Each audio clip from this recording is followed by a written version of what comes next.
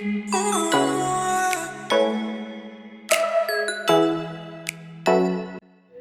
Friends, welcome to my YouTube channel. আজকে আমার এই ভিডিওটির টপিক হচ্ছে স্পাইডার গান। দেখতে একটু বিষয়টা ইউনিক, কারণ আমরা সবাই শুনেছি স্পাইডারম্যান। তো আমি আজকে যেটা আর্ট করব সেটা হচ্ছে স্পাইডার গার্ল।